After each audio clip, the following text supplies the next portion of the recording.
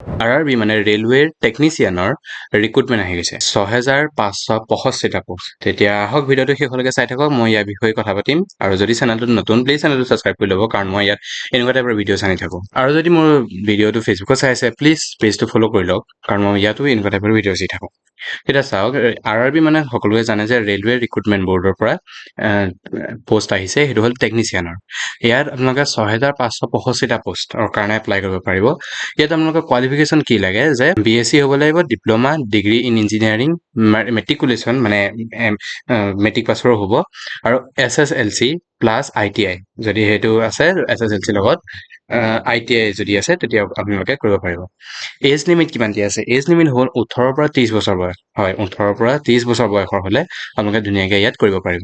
ইয়াত এপ্লিকেশ্যন ফিটো হ'ল 500 টকা, আৰু 250 ফৰ ৰিজাৰ্ভ কেটেগৰী। নৰ্মেলখিনিৰ কাৰণে 500 টকা দিব লাগিব, আৰু বাকী ৰিজাৰ্ভ কেটেগৰীৰ কাৰণে 250 টকা দিব লাগিব। ৰিজাৰ্ভ কেটেগৰী মানে সেইটো আৰু OBC, ST SC সেইখিনি।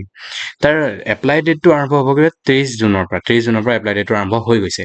আজি 1 জুলাই যিহেতু, আপোনালোকৰ 30 জুনৰ পৰা এপ্লাই ডেট আৰম্ভ হৈ গৈছে, আৰু 29 জুলাইলৈকে, 29 জুলাই হয়, 30 জুনৰ পৰা 29 জুলাই মানে প্ৰায় এক মাহ সময় দিছে। এক মাহৰ ভিতৰত আপোনালোকে এপ্লাই কৰিব লাগিব। আৰু যদি আপোনালোকে নিজে এপ্লাই কৰিব নোৱাৰে, মোক কণ্টেক্ট কৰিলে হ'ল, এইটো মোৰ ফোন নম্বৰ, মই ধুনীয়াকৈ আপোনাক এপ্লাই কৰি দিম। ইয়াৰ পিছত আহি গ'ল যে এইটো যোনটো এখন ৰিলিজ হৈছে তাৰ বিষয়ে দিয়া আছে ইয়াত, কিন্তু গতিকে ইয়াত ইমান ইম্পৰ্টেণ্ট নহয়। ইম্পৰ্টেণ্ট এইখিনি যে আপোনালোকৰ পোষ্ট কি আছে, মানে 6000 টেকনিচিয়ানৰ পোষ্ট আছে 6238টা। তাত ভাগ কৰি দেখুৱাইছে যে টেকনিচিয়ানৰ গ্ৰেড 1ৰ ছিগনেল তাৰ আছে 323 পোষ্ট, আৰু গ্ৰেড 3ৰ 6242 পোষ্ট। তেতিয়া ইমানখিনি পোষ্ট আছে ইয়াত। Number of post under Guwahati RRB আণ্ডাৰত কিমান আছে সেইখিনি পিছত আপডেট কৰা হ'ব। তথাপিও আপোনালোকে ধৰি থওক, এতিয়া অল ইণ্ডিয়াত 6565টা পোষ্ট আহিছে। এতিয়া চাওক, আপোনালোকৰ পে স্কেল কি আছে যে লেভেল 5 অফ 7th CPC, তাত আপোনালোকে পে স্কেল 29,200 টকা। আৰু ইয়াৰ কাৰণে লেভেল 2 7 CPC তাৰ আছে 19,900 টকা, মানে প্ৰায় 20,000 টকা আপোনালোকৰ এইটো পে স্কেল। ইয়াৰ পিছত গ'ল এজ লিমিট দিয়া আছে যে কেটেগৰী ৱাইজ ভাগ কৰা হৈছে। তথাপিও আপোনালোকৰ এজ কিমান হ'ব লাগিব? গ্ৰেড 1 ছিগনেলৰ কাৰণে আপোনালোকৰ 18 বছৰৰ পৰা 33 বছৰ বয়সলৈকে হ'ব লাগিব 1 জুলাই 2026। ইয়াৰ পিছত আপোনালোকৰ যোনটো টেকনিচিয়ানৰ কাৰণে দিয়া আছে, মানে গ্ৰেড 3, তাৰ কাৰণে আপোনালোকৰ লাগিব 18 পৰা 30 বছৰলৈকে বয়স হ'ব লাগিব। ইয়াৰ পিছত এজ ৰিলেক্সেশ্যনৰ কথা দিয়া আছে ইয়াত। এজ ৰিলেক্সেশ্যনৰ OBC যদি NCL হয় তেতিয়া তেওঁলোকে 3 বছৰৰ কাৰণে ৰিলেক্সেশ্যন পাব এজ। ST SC হ'লে 5 বছৰৰ কাৰণে পাব। আৰু যদি আপোনালোকে বিকলাংগ হয় আৰু যদি আনৰিজাৰ্ভৰ বিকলাংগ হয় তেতিয়াহ'লে 10 বছৰ। আৰু OBC NCLৰ যদি বিকলাংগ হয় তেতিয়াহ'লে 13 বছৰ। আৰু যদি আপোনালোকে ST SC বিকলাংগ হয় তেতিয়াহ'লে 15 বছৰ। ইমানখিনি আপোনালোকে এজ ৰিলেক্সেশ্যন পাব।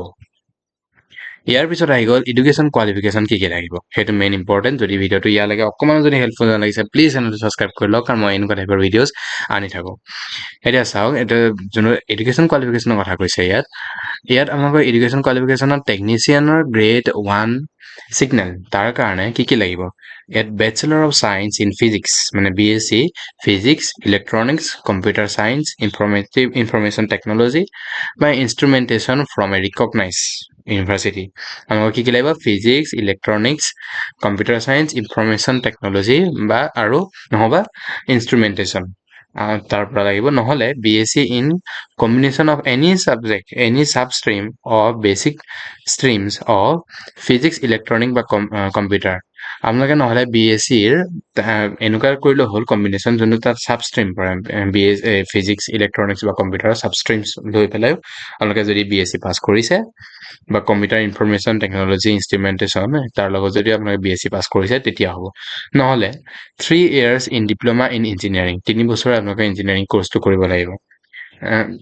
মানে above basic streams or in combination of any above basic stream, তেতিয়া আপোনালোকে ধুনীয়াকৈ ইয়াত এপ্লাই কৰিব পাৰিব। নহ'বা degree in engineering in the above basic streams or in combination of any basic stream, তেতিয়াহ'লে আপোনালোকে ডিপ্ল'মা ইন ইঞ্জিনিয়াৰিং কৰিব লাগিব, নহ'বা ডিগ্ৰী ইন ইঞ্জিনিয়াৰিং এইকেইটা ছাবজেক্টৰ ভিতৰত কৰিব লাগিব। কথা বুজি পালেনে? এইকেইটা ছাবজেক্টৰ ভিতৰত আপোনালোকে এইখিনি মানে কৰিব লাগিব, মানে আপোনালোকৰ থাকিব লাগিব মেইনলি কৰ্চত। ইয়াৰ পিছত আহি গ'ল টেকনিচিয়ান।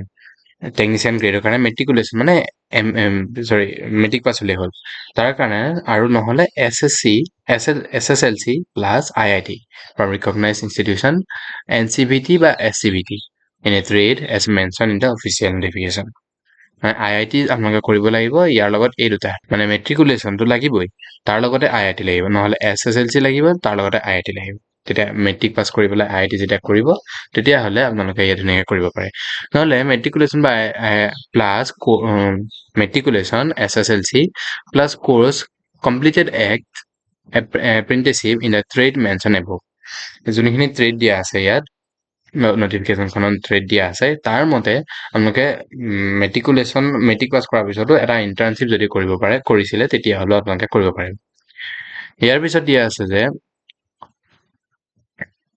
ইয়াৰ হেল্পলাইন নম্বৰ দিয়া আছে আপোনালোকে এবাৰ ফোন কৰি কণ্টেক্ট কৰিব পাৰে এইকেইটা নম্বৰত বা এইটো ইমেইল ID আৰু তাৰ টাইম টেবুল দিয়া আছে যে 10টা বজাৰ পৰা 5টা বজাৰ ভিতৰত ইয়াৰ পিছত আহি গ'ল আপোনালোকৰ ST SC কাৰণে 250 টকা এক্স ছাৰ্ভিচমেনৰ কাৰণে 250 টকা ফিমেলৰ কাৰণে 250 টকা ট্ৰেন্সজেণ্ডাৰৰ কাৰণে 250 টকা মাইনৰিটিৰ কাৰণেও আৰু ইকনমিকেল EWS ৰ কাৰণেও 250 টকা কিন্তু যোনখিনি জেনেৰেলৰ কাৰণে 500 টকা দিয়া হ'ব আৰু পেমেণ্ট আপোনালোকে UPI থ্ৰুদি কৰিব পাৰে তাৰপিছত ইয়াৰ পিছত আহি গ'ল যে সিলেকশ্যন প্ৰচেছটো কেনেকুৱা হ'ব এটা আপোনাৰ CBT হ'ব কম্পিউটাৰ বেছড টেষ্ট ইয়াৰ পিছতে হ'ব ডকুমেণ্ট ভেৰিফিকেশ্যন তাৰপিছত হ'ব মেডিকেল এক্সামিনেশ্যন তিনিটা ষ্টেজত আপোনালোকৰ পৰীক্ষা হ'ব প্ৰথমতে CBT মানে কম্পিউটাৰ বেছড টেষ্টে হ'ব সেইটো আপোনালোকে কম্পিউটাৰ পৰীক্ষা দিব লাগিব তাৰপিছতে ডকুমেণ্ট ভেৰিফিকেশ্যন হ'ব ডকুমেণ্ট ভেৰিফিকেশ্যনৰ পিছতে মেডিকেল এক্সামিনেশ্যন হ'ব তাৰপিছতে আপোনালোকে ধুনীয়াকৈ যদি গোটেইখিনিতে পাছ কৰে তেতিয়া ধুনীয়াকৈ ইয়াত চাকৰি কৰিব পাৰিব অ'কে ইয়াত কেনেকৈ এপ্লাই কৰিব লাগে সেইটো দিয়া আছে গতিকে আপোনালোকে যদি নিজে এপ্লাই কৰিব নোৱাৰে মোক কণ্টেক্ট কৰিলে হ'ল মোৰ এইটো ফোন নম্বৰ মই ধুনীয়াকৈ আপোনাক এপ্লাই কৰি দিম আৰু ইয়াৰ পিছত ঘৰতে বহি ধুনীয়াকৈ এপ্লাই কৰিব পাৰিব ঠিক আছে ইয়াৰ পিছত আহি গ'ল ইম্পৰ্টেণ্ট ডেটছ কি আছে 23 তাৰিখৰ পৰা ষ্টাৰ্ট হৈছে আৰু এইফালে 29 তাৰিখলৈকে 30 জুনৰ পৰা 29 জুলাইলৈকে আজিতো 1 তাৰিখ মানে আপোনাৰ হাতত প্ৰায় এমাহ সময় আছে ধুনীয়াকৈ আৰামত এপ্লাই কৰি ল'ব পাৰিব তেতিয়া যদি ভিডিঅ'টো ভাল লাগিল প্লিজ চেনেলটো ছাবস্ক্ৰাইব কৰি ল'ব কাৰণ মই ইয়াত এনেকুৱা টাইপৰ ভিডিঅ' চানি থাকোঁ আৰু যদি ফেচবুকত চাই আছে প্লিজ পেজটো ফ'ল' কৰি লওক তেতিয়া মই নিপুজিত শইকীয়া চাইনিং হওক